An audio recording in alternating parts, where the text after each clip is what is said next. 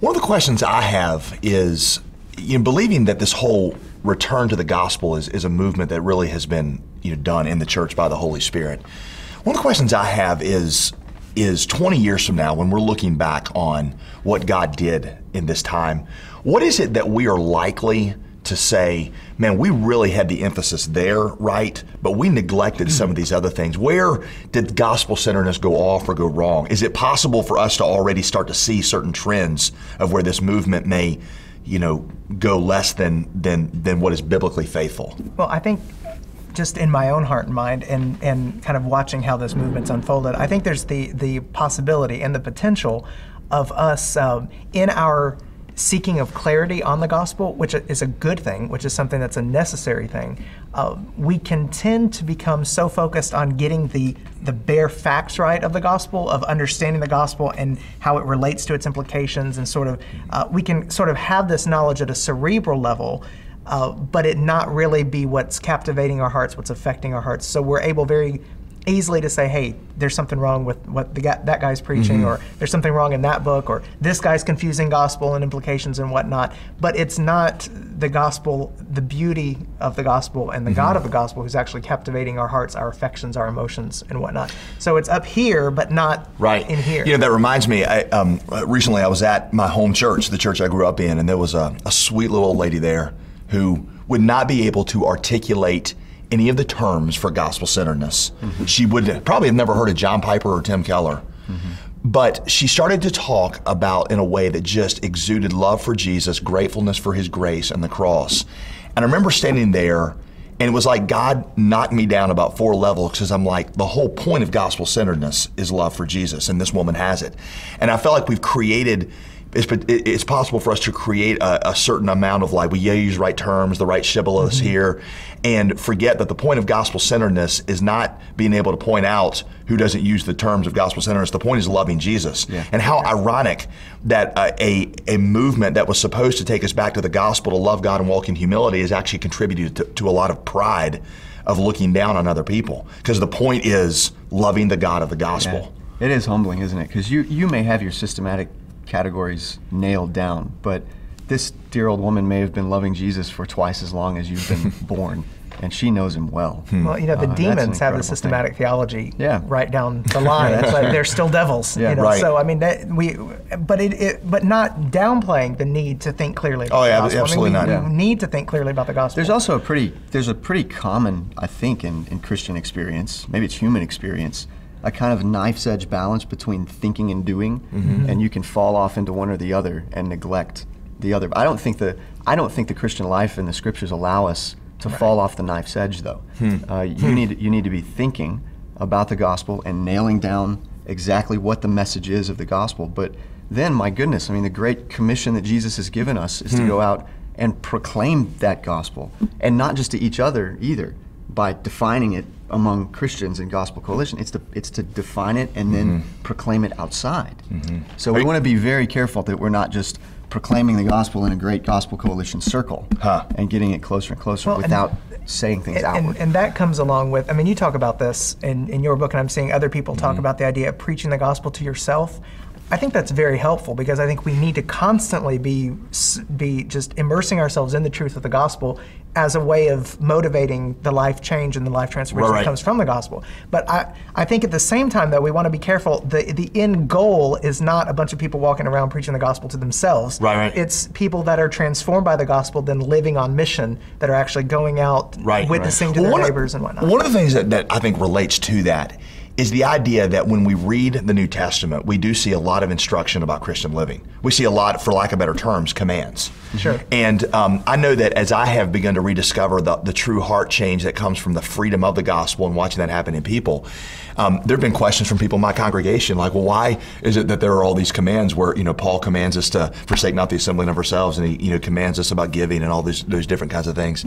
And I've even gotten criticism because, like, well, Pastor, when it's, when you really need something, then you start preaching the law. Maybe that's true. But I think one of the things to realize is that there is a balance in how the Bible puts forward the commands, puts forward the gospel, but then gives us commands so that we are able to take these things that are capturing our heart in the gospel and showing us what it actually looks like to love God and to love each other.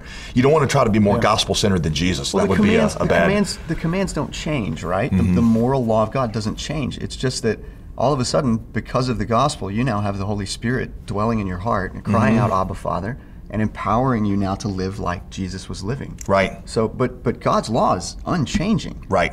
I've heard it described. I've heard it described before as like railroad tracks. Yeah. The laws of God are like railroad tracks that tell us the way to go, but are powerless to push the engine along the tracks. And the gospel. And that's does what that. the gospel does. Right. Yeah. So I think it's a question of emphasis.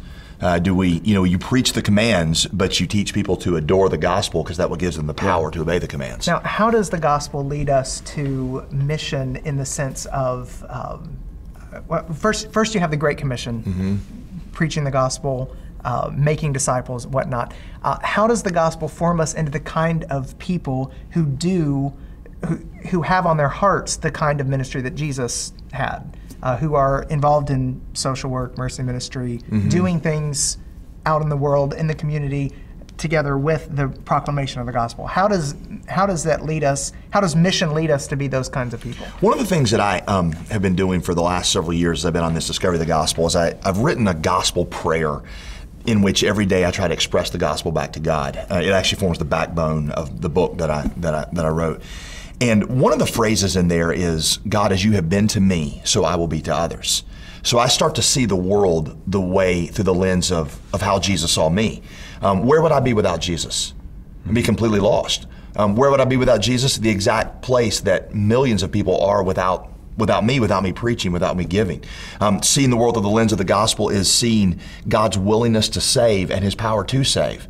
And that radically changes how I live when I see the generosity that's been given to me and the power that is able to save the world. Anybody that doesn't push into radical sacrifice and radical faith has never really experienced the gospel. Yeah, the logic of it is simple and powerful, isn't it? And it's all over the New Testament. You have been loved, therefore love. You have been forgiven, therefore forgive. You have been rescued, therefore, save the rescue. But it's always grounded in that what God has done for us. That's right. Exactly. Not that we loved first, but that God first loved us. And now we love. Which brings us back, kind of that original question of where could this go wrong? I think in emphasizing the heart change that takes place when we experience the gospel, to fail to connect that to where we really do work in the world for the salvation of people, for the empowerment of the poor, for the blessing of our neighbors and our family. I think that could be a place where we almost overreact. My problem with those people who tell us to get engaged with the poor and tell us all these things that Christians do is not really what they're saying. It's why they're telling us to do those things or the motivation they're giving us to do those things. Yeah, because a lot of those things that you mentioned are good things. They're important things, but the important question to ask is, well, where do those things click in theologically? So now we're back on the thinking side, not just doing for the sake of doing, but making sure that what we do is clicked in theologically to the right place. And you can mess that up a lot if if you say, for example, that giving to the poor, for instance, or empowering the poor, a good thing though it is, if you make that the center of the gospel, I would say you've taken a good thing and you've clicked it into the wrong place. You've taken the effects of the gospel and substituted that for the gospel. Where you should click those good things in, theologically, I think, is as it's a fruit of the Christian life. It's loving neighbor as yourself. It's obedience to Christ, but it's not the center of the gospel. And the irony is, when you put it there, that you're actually short-circuiting the power that's going to keep that sort of action taking place. I mean, that's what, if the gospel is the fuel that's going to make us people who care about the poor and who are wanting to be involved in mercy ministry and wanting to evangelize the lost, you put these things in the wrong place, or you give them the emphasis that is not their due. And what actually happens is the irony is that you create a cycle that's not going to be able to last over a long period of time. Yeah, I love your analogy of fruit. Well, your analogy. How about the Apostle Paul or the Holy Spirit even? Yeah. But the whole idea of fruit is that fruit comes from something that is alive.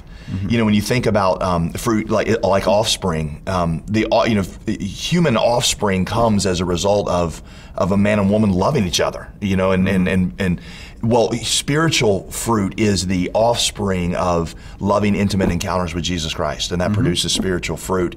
And I think a lot of times what we do is we take the fruit and treat the fruit as if the fruit can be produced by human will and exertion, and not as the natural response to the gospel. Yeah, it's such a brilliant image. I mean, we should just admit that Jesus was a genius in his teaching. He had some good things to say. You can press that analogy a long way. Yeah.